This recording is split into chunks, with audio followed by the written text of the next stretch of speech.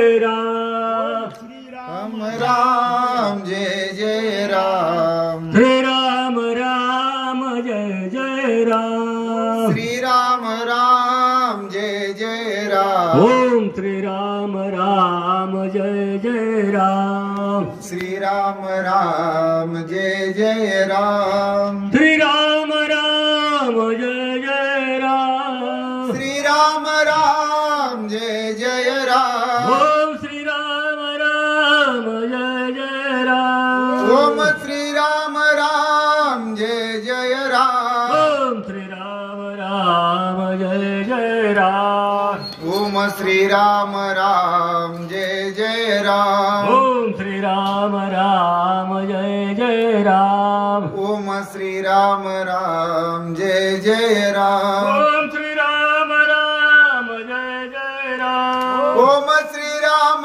राम जय जय राम श्री राम राम जय जय राम ओम श्री राम राम जय जय राम ओम श्री राम राम जय जय राम ओम श्री राम राम जय जय राम ओम श्री राम राम जय जय राम ओम श्री राम राम जय जय राम कुंडलिकावर हरी विठ्ठल श्री ज्ञानदेव तुकाराम रामचंद्र भगवान की जय पवनसूत हनुमान महाराज की जय जय रावळेश्वर महाराज की जय पार्वती पदे शिव हर हर महादेव अवधूत चिंतन श्री गुरुदेव दत्त श्री गणेशाय नमः वक्रतुंड महाकाय सूर्यकोटि समप्रभं निर्विघ्नं कुरु देवं सर्वकार्येषु सर्वदा गणनाथ सरस्वती देवी शुक्र बृहस्पति स्मरे नित्यं पंचस्वानि वेदवाणी परवर्धते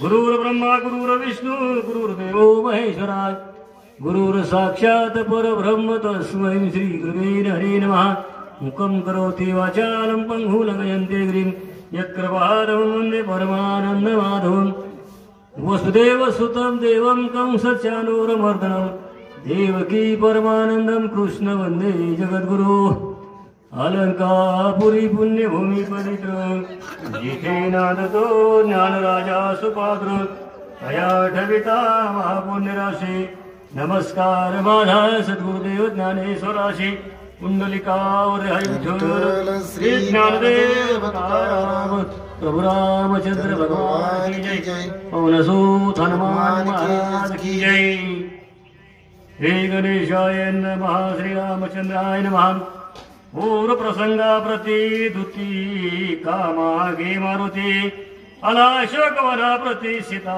सती वंदावया पांडुरंगा करू प्रथम नमन दुसरे चरण संताची या त्यांच्या कृपादाने कथेचा विस्तारो बाबाजी सद्गुरुदास तुका कायमाजी वाणी मानेल संतासी रंजवू चित्तासी आपुलिया माझी वाणी तुझे वर्णी गुणनाम ऐसे देई प्रेम काही कळा पांडुरंगा तुझी ये चरणीचे तुप्ता अनुसंधान जाईल हा माझा प्राण तत्क्षणी कळेल हे तैसे गाईन मी तुझ जनासवे काज काय माझे करीना मी स्तुती आपुली आवडी जैसे वाटे गुडी माझ्या जीवा तेवी मी जे बोले प्रभू ते तुमचेच शिकविले म्हणून अवधारी जो जे आपले आपण देवा ब्रह्मस्वरूप श्रोते हो ईश्वर स्वरूप माझ्या मात्या पित्या हो श्री भावार्थ रामायणातील सुंदर कांडातील 7व्या अध्यायाची गोड कथा आपण चिंतना करता सेवेकरता घेत आहोत।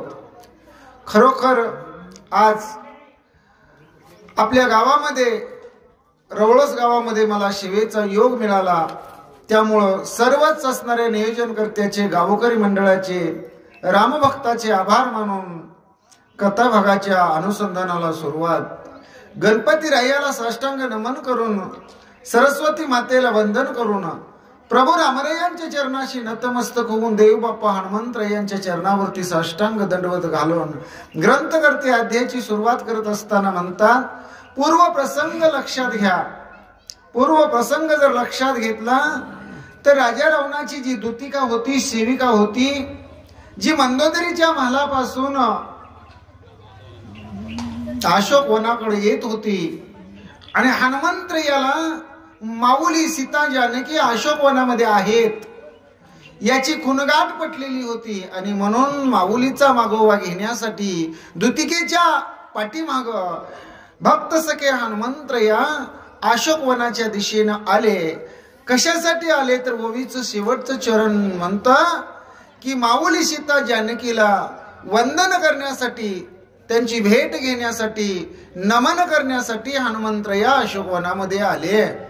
देखो निया अशोकवन हनुमान घाली लोटांगण करोनिया श्रीराम स्मरण सीता दर्शन करून घे.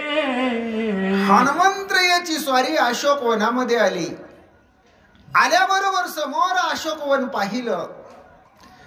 जिथं शोकच नाही, जिथं दुःख नाही, जिथं निराशा नाही, असं जे वन आहे, ज्या वनामध्ये आनंदी आनंद आहे, अशोक आहे, म्हणजे भगवंताचं लक्ष्मीचं वस्ती स्थान आणि त्या अशोकवनामध्ये सीतामाऊलीचं वास्तव्य आहे. अशोकवनाला समोर पाहिलं. हनुमंतरायांनी साष्टांग लोटांगण घातलं. रामप्रभूंचं मनामध्ये स्मरण केलं आणि सीतामाऊलीची भेट घेण्यासाठी, तिला वंदन करण्यासाठी हनुमंतराया पुढे निघू लागले. साधावया सीता शिगरत्न हनुमान क्षण एक धरी ध्यान देखून अशोकवन आले स्फुरण हनुमंता. हनुमंतरायाच्या मनामध्ये एक उत्कंठा लागलेली आहे. स्वामीची अर्धांगिनी असणारी माता सीता जानकी आज आपल्याला प्राप्त होणार आहे. आपण त्यांची शुद्धी करण्यासाठी आलेले. स्वामी काच गुरु भक्ती पितृवचन सेवापती, ही जी असणारी अवस्था आहे म्हणले त्यातली स्वामी काच आणि गुरुभक्ती, ते कार्य आपण करण्यासाठी आलेलो आहे. आज सीतामाऊली आपल्याला साधणार आहेत, प्राप्त होणार आहेत. म्हणून हनुमंतरायांनी थोडा वेळ काय केलं, मनामध्ये भगवंताचं नामचिंतन केलं. काही काळ डोळे मिटले, परत भगवंताचं एकदा नामचिंतन केलं, मुखामध्ये भगवंताचं भजन केलं आणि माऊलीला भेटण्यासाठी हनुमंतराया उत्सुक झाले. श्रीरामाचा बाण तैसे करुणी उड्डाण अशोकवना माझी जाण आला आपण हनुमंत. ज्याप्रमाणे रामरयाचा असणारा बाण आहे, तो बाण एकदा भात्यातून सुटला की ज्या ठिकाणी पोचायचंय, म्हणजे जे ध्येय आहे ते ध्येय गाठतो, म्हणून त्याला रामबाण म्हणतात. आणि असाच हनुमंतराया रामभक्त आहे. जशी बाणाची अवस्था आहे तशी भक्त सखी हनुमंतरायाची अवस्था आहे. हनुमंतरायाने एकच उड्डाण केलं, अशोकवनामध्ये माऊलीच्या भेटीसाठी पोहोचले.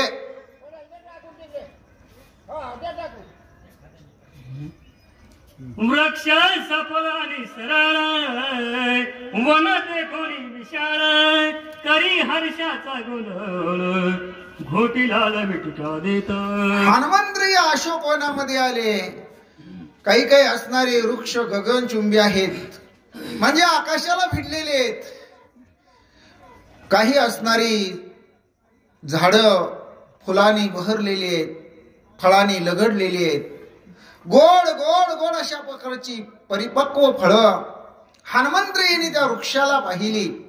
आणि हनुमंतराया आता वास्तविक पाहता वानर आहेत, त्यांनी फळं पाहिली, त्यांना आनंद झाला आणि मग मिठक्या मारू लागले हनुमंतराया. दोन्ही असणाऱ्या खुशी खाजवू लागले.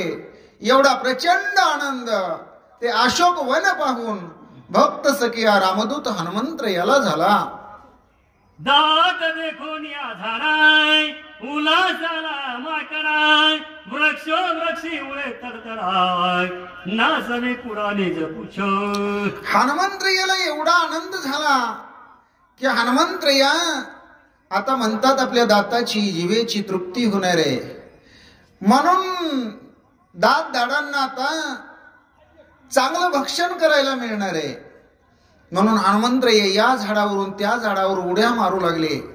आनंद झाला आणि त्या आनंदाच्या भरामध्ये आपली शेपटी आपल्या पुढे घेतलेली आहे आणि थडा थडा हनुमंतराया शेपटी नाचू लागलेली आहेत. सापडली श्रीरामा बाबाची कांता फिटली आधी व्याधी चिंता वीज कोण ज्ञानी जदाता देवा देवता वाकुल्या दावे. हनुमंत्रियाची काय अवस्था झालेली आहे बघा. त्या अवस्थेमध्ये हनुमंत्रिय उच्च कोटीच्या अवस्थेला पोचलेले आहेत. गायी नाचे उडे आपुली या छंदे मनाची या आनंदे आवडीने. आता आपल्याला आपल्या असणाऱ्या प्रभूंची कांता सीता सापडलेली आहे आणि त्यामुळं हनुमंत्रियाची उच्च कोटीची अवस्था झालेली आहे. आणि हनुमंतरिया आपले दात काढून देवादिकांना 33 कोटी देवांना वाकुल्या दावू लागलेले आहेत. नारळी घडघडती घडे हनुमान पाहे तिकडे पक्क खरजूर देखून या पुढे वेगे उडे गटकावया. ज्यावेळेस वनामध्ये हनुमंतराय इकडं तिकडं पाहत आहेत. नारळाची झाड आहेत. त्या नारळाच्या झाडाला नारळाचे मोठेच्या मोठे अनेक असणारे घस लागलेले आहेत. त्याचबरोबर खजुराची असणारी झाडं आहेत. त्या झाडाला गोड अशा प्रकारची खजूर लागलेली आहे. हनुमंतरिया त्या दिशेने उड्या मारण्याचा प्रयत्न करीत आहेत. पिकले आंबे देखून तेथ हनुमान डोळे विचकावित द्राक्षाचे घडलो बघत हलवी तेथ निज पुछ. हनुमंतरियाने पुढे पाहिलं. आंब्याची झाडं आहेत. हनुमंतरिया जवळ गेले तर गोड पिकलेले आंबे हनुमंतरियांना दिसले. द्राक्षाच्या बागा आहेत. गोड अशा प्रकारची द्राक्ष परिपक्व अवस्थेत हनुमंतरियांनी पाहिले आणि हनुमंतरिया त्या वृक्षाकड त्या वेलीकड सरसावू लागले. मातुलिंगी आणि नारंगी देखोनी हनुमान नाचे रंगी माझे दात सभाग्य भागे फळा लागे करणावया. आणि हनुमंतरियांना एक आनंद झालेला आहे. खरंच आज माझ्या असणाऱ्या दातांचं दाडांचं आज भाग्य म्हणले म्हणून आज ही फळं खायला याचे करांनी पाडायला मिळणार आहेत. मग कशा कशाची झाडं आहेत म्हणले. म्हाळुंगाच्या फळाची झाडं आहेत म्हणले. नारंगीची झाडं आहेत म्हणले. मोसंबीची झाडं आहेत म्हणले. आणि अशा प्रकारची सुंदर परिपक्व ज्यांचा वास घम घम घम सुटलेला आहे अशी फळं आज आपल्याला भक्षण करायला मिळणार आहेत. हनुमंत या दातांचं भाग्य समजतात. फणसे परिपक्व घन दाटे हनुमंत नखे खुडली काटे पिकली केळेचे पोली बोटे निंबी आंबटे मी निघे. हनुमंत यांनी पुढे गेल्यानंतर फणसाची झाडं पाहिली. त्या फणसाच्या झाडाला फणसाच्या फळाला वरून काटे असतात. हनुमंतरायांनी ते नख्याने खुडण्याचा प्रयत्न केला. त्याच्या पुढं केळीची बाग लागली. त्या केळीची केळी पिकलेली आहे आणि पिकलेली केळी हनुमंतरायाला काही आवडत नाही. त्यांनी बोटाने दाबून बघितली आणि तशीच सोडली. त्याच्या पुढं लिंबोणीची असणारी बाग आहे. त्या लिंबोणीच्या असणाऱ्या बागेमध्ये थोडी हिरवीच लिंब आहेत म्हणले आणि ती लिंब आंबट आहेत असं हनुमंतराय म्हणतात. आंबट काही मी भक्षण करणार नाही. आंबट मला आवडत नाही आणि त्यामुळं ती ते लिंबाची फळं मी काही घेणार नाही. भक्त सखे हनुमंतराया बोलतात. जांभुळे देखोनी कुळ कुळ कुळीते हनुमान विचकी दाताते आवळे न सेवीच हाते आर्थिक व्रते स्वीकारी. जांभुळाची असणारे झाडं पाहिली. त्या झाडाला पिकलेली काळी कुळकुळीत अशा प्रकारची जांभळं हनुमंतरायांनी पाहिली आणि हनुमंतराय त्या जांभळाच्या वृक्षाकडे सरसावले. लगेच जांभळाच्या झाडाच्या पुढे म्हणले तुरट अशा प्रकारची असणारी आवळ्याची झाडं आहेत आणि हनुमंतराय म्हणतात मी असणारा चातुर्मास धरलेला आहे म्हणले आणि चातुर्मासामध्ये मी खारट आंबट तिखट तेलकट असलं काही खात नाही म्हणले. त्यामुळं हे असणार आवळ्याची फळं आहेत ती सुद्धा मी घेऊ शकत नाही कारण ती खाऊ शकत नाही असं हनुमंतराय म्हणतात. कारण ते व्रत मी पाळलेलं आहे.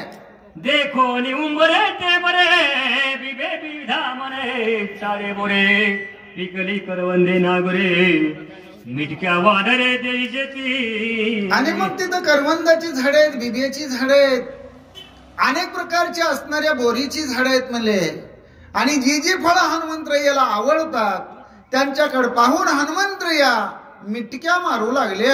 धोरणे आळवे मुळे मोहके घोटी बाळके काकड्या भरल्या पाठी मोरे बरू देखो निदाटे लाल घोटी वानर. काही ठिकाणी असणारे म्हणले ककडे आहेत म्हणले, वळकाचे असणारे वेल आहेत म्हणले. त्याचबरोबर पुढे झाडीमध्ये गेले की असणारे म्हणले त्या झाडाला मोहळं लागलेली आहेत म्हणले. आणि हनुमंतरायांना तो गोड मध खाण्यासाठी आनंद निर्माण झालेला आहे. आणि या असणारा मधाचा आस्वादही आपल्याला घेता येईल म्हणून हनुमंतराया मिटक्या मारू लागलेले आहेत, जिबळ्या चाटू लागलेले आहेत.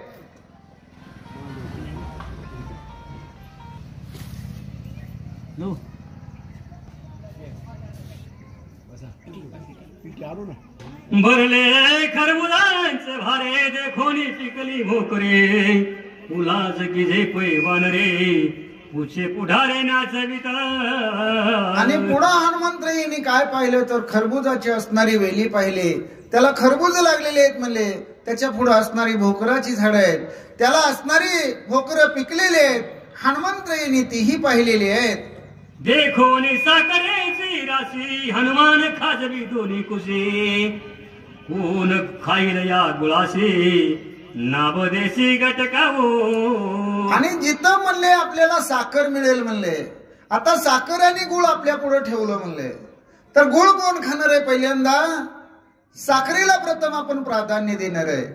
म्हणजे जशी ज्याला आवड असते त्याप्रमाणे म्हणले, तसं तिथं असणारे ऊसाचे फळ आहेत म्हणले. आणि ते पाहिल्यानंतर हनुमंतरायांना ती गोडी चाखण्यासाठी, ते असणारे भक्षण करण्यासाठी आनंद निर्माण झालेला आहे. देखोन या ऊस पेरणे वानर नाचे पैरंगणे. रसे देखोनी भरली मांडणे उच्च घाली त्या माझे. आणि मग ते असणारी ऊसाची फळं आहेत, ती शेत शेत ऊसानं डवरलेली आहेत. हनुमंतरायांना पाहून आनंद झालेले आहे. हनुमंतराया उड्या मारू लागलेले आहेत, उसळ्या मारू लागलेले आहेत. त्याचबरोबर तिथं ते गुराळ आहेत म्हणले, त्या गुराळाच्या म्हणजे त्या ऊसाच्या रसानं त्या गुराळाच्या असणाऱ्या टाक्या भरलेल्या आहेत. आणि त्या असणाऱ्या म्हणले टाक्यामध्ये हनुमंतराया आपली शेपटी अशी घालू लागलेली आहेत.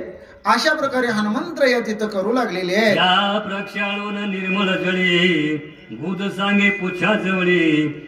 भेटल्या जनक बाळी वनर वंदळी माग करो. परत ती शेपटी असणारी म्हणले स्वच्छ पाण्यामध्ये धुलेले आहेत. हनुमंतराया शेपटीवर बसलेले आहेत. आणि हनुमंतरायांनी एकच विचार केलेला आहे शांत डोक्यानं, आता काही गडबड गोंधळ करायला नको म्हणले. अगोदर आपण आलेलं कार्य ते कार्य करूया. अगोदर माऊलीची भेट घेऊया, एकदा माऊली बरोबर हितगुज करूया.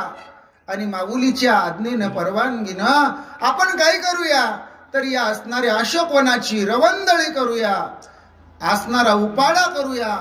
असा भक्त सखा हनुमंतराया विचार करतो. हनुमान पुच्छाची करी एकांत सीतेची पुसोनी व्रतांत. मग या फळाशी लावू हात तोवरी शांतत्व असावे. हनुमंतरायाने आपली शेपटी पुढे घेतलेली आहे, तिच्यावरून हात फिरवलेले आहे. आणि हनुमंतराय एकांतामध्ये एकटीला शेपटीला म्हणतात थांबाई जरा थोडा दम काढ म्हणले. अगोदर आपल्या स्वामीची स्वामीकांता सीता माता तिची भेट घेऊया, तिच्याबरोबर हितगुज करूया, तिची परवानगी घेऊया. आणि मग आपला आनंद द्विगुणित करण्यासाठी या वनाचा उपाडा करूया. हनुमंतराया शेपटीला हितगुज करतात. ऐसे सांगोनी निज खुना वेगे करोनी उड्डाण. प्रकारावरी जाण हनुमान आपण वळंगला. शेपटी बरोबर हनुमंतरायांनी हितगुज केलं. अशोक वनामध्ये एक दिव्य भव्य अशा प्रकारचं मंदिर होतं. त्या मंदिरावरती जे गोपूर आहे म्हणले, त्या गोपुरावरती हनुमंतरायांनी उड्डाण करून जाऊन बसले म्हणले, निवांत बसले म्हणले. अशा प्रकारे नात्रय आपल्याला सांगतात. अशोक वना माधारी रावणाची श्रंगार वरी. उपरा उपरी गोपुरी हनुमान त्यावरी वळंगला. आणि तो रावण, त्या रावणाचं ते अशोकवन, त्या अशोकवनामध्ये जो दिव्य अशा प्रकारचा मंदिराचा जो प्रदेश होता म्हणले, त्या प्रदेशाला पुढंच लागून एक मोठा असा मंडप होता म्हणले. आणि त्याला रावणाचा दिव्य मंडप म्हणतात म्हणले. ज्याला शृंगार ओवरी म्हणतात, अशा शृंगार ओवरीच्या त्या मंडपाच्या वरती गोपूर आहेत म्हणले. आणि त्याच्यावरती हनुमंतराया जाऊन निवांत बसले. यावरी वैसोनिया पान अवलोकी अशोकवान नित्य वसंते शोभायमान सदा संपन्न फळ पुष्पी. हनुमंतराया वरती गोपुरावरती ओळंगलेले आहेत, बसलेले आहेत. चौफेर नजर अशोकवनावरती टाकू लागलेले आहेत. अशोकवनाची अवस्था नाथराया वर्णन करताना म्हणतात, नित्य तिथं असणारा वसंत ऋतू तो फुलत होता म्हणले. आपल्याकडे फक्त आता चैत्रामध्ये त्याचं आगमन होतं, पण तिथं तसं नव्हतं म्हणले. 12ही महिना तिथं वसंताचं आगमनच होतं. तो वसंत तिथं वास करून होता ऋतू. आणि त्यामुळं तिथं कायमच फुलं फळं बहरलेली असायची, सगळी झाडं टवटवीत असायची. आणि अशा प्रकारे हनुमंतरायांनी आपली नजर अशोक वनावरती टाकलेली आहे. अशोक वनाची आता नित्य नांदे वसंत सदा सफलित सर्व वृक्ष देखे हनुमंत स्वानंदे. आणि सदा सर्वदा अशोक वनामध्ये वसंत ऋतू नांदत असल्यामुळं सर्व झाडं सर्वच काळामध्ये सर्वच ऋतूमध्ये उन्हाळा पावसाळा हिवाळा ती असणारी बहरलेली डवरलेली फुललेली फुलानं लगडलेली दिसत होती. हनुमंतरायांनी सगळ्या असणाऱ्या वृक्षावरती एकदा नजर टाकली. शाल तमाल तरु तमाल सरळ शोभाती विशाल कर्णिका कारी पुष्प प्रभा अशोक विश्राल विश्रांती. आणि मग तिथं असणारी म्हणले त्या ताल वृक्ष आहेत म्हणले, त्याचप्रमाणे तमाल वृक्ष आहेत म्हणले. काही असणारे वृक्ष आपल्या असणाऱ्या म्हणले ज्याप्रमाणे कानाचा आकार आहे त्याप्रमाणे काही जाळी असलेले वृक्ष आहेत म्हणले. त्याचबरोबर मोठे मोठे उंचच्या उंच ज्याला देवदार ओक वृक्ष म्हणतात, सागवानासारखे असेही वृक्ष आहेत म्हणतात.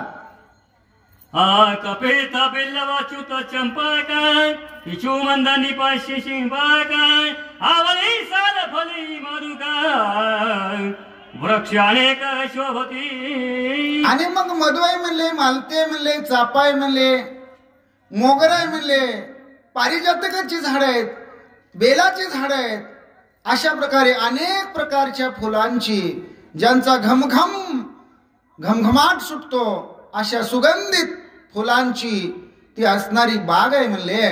नाग पंचका उधारा काय मंदार कल्पतोर परिजाताय काय फणस पाटल नंदनाय काय टवटवीत शोभती. आणि मग तिथं मंदार आहे म्हणले, त्याचबरोबर मालती आहे म्हणले, देवदार आहे म्हणले, चाप्याची असणारी झाडं आहेत म्हणले. आणि सगळ्या झाडाकडे पाहिलं तर एक सुद्धा सुकलेलं कोमेजलेलं दिसत नाही, सगळी टवटवीत अशा प्रकारची अवस्था म्हणतात. रजत वृक्ष कैलासगिरी रावणे प्रार्थनी त्रिपुरारी समुद्र सुमन सुगंध भारी अशोका माझारी रजत वृक्ष. आणि मग राजा रावणानं जिथं जिथं ज्यावेळेस स्वर्गाच्या ठिकाणी जाईल त्यावेळी त्याला जिथली जिथली असणारी वृक्षवल्ली त्याचबरोबर असणारी फुलांची फळांची झाडं सुंदर वाटली की तिथून विनंती करायची आणि ते असणारी वृक्षवल्ली संपत्ती या अशोकवनामध्ये आणून वृक्षारोपण केलेले आहे. आणि अनेक प्रकारची ही स्वर्गीची असणारी झाडांची असणारी संपत्ती या अशोकवनामध्ये आहे म्हणतात. विभांडोनी कुबेर नगरी सुमन वृक्ष नाना परी सुगंध नामाय अंबरी अशोका माझारी रावण राणी. राजा रावणानं काय केलं म्हणले, राजा रावणाचा सावत्र हो जो देवांचा असणारा भांडारी आहे म्हणले, ज्याचं कुबेर नाव आहे, त्या कुबेराची नगरी अलकावती, त्या अलकावतीवरती राजा रावणानं स्वारी केली, कुबेराचा पराभव केला, ती अलकावती नगरी आपल्या ताब्यामध्ये घेतली. आणि मग काय केलं, तर त्या असणाऱ्या कुबेराचं पुष्पक विमान पण राजा रावणानं हिसकावून घेतलं, बळकावलं आणि तिथली जी सुंदर सुंदर असणारी बागेतली झाडं होती ती अशोकवनामध्ये आणून लावली. यज्ञ राखिता सुगंधे सादरा सुवर्ण कमलिने रावणे आणल्या हिरोने अशोकवनी घमघमिती. अहो जिथं जिथं देवा देवतांची यज्ञ चालायची तिथं तिथं राजा रावण जायचा.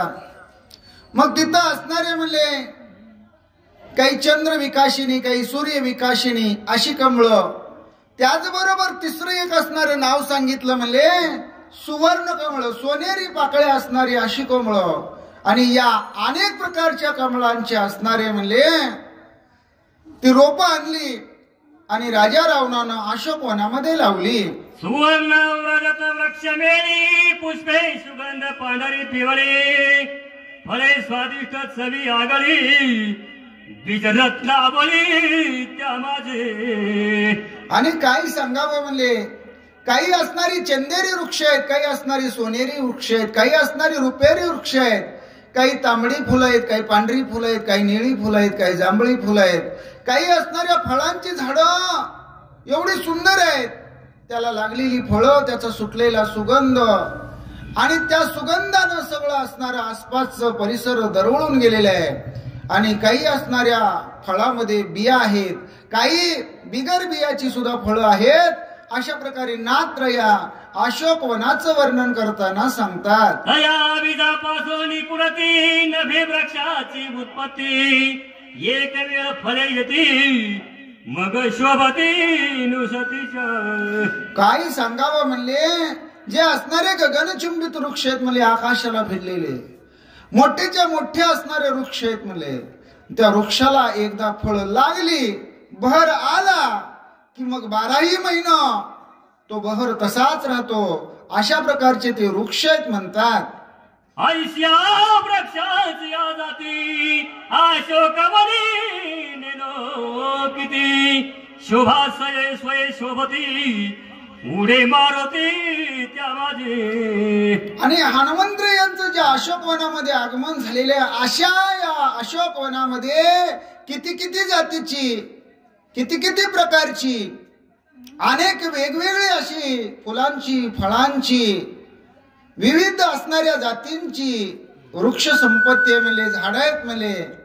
काही त्यांची किती नावं सांगावी तेवढी थोडे आहेत म्हणले.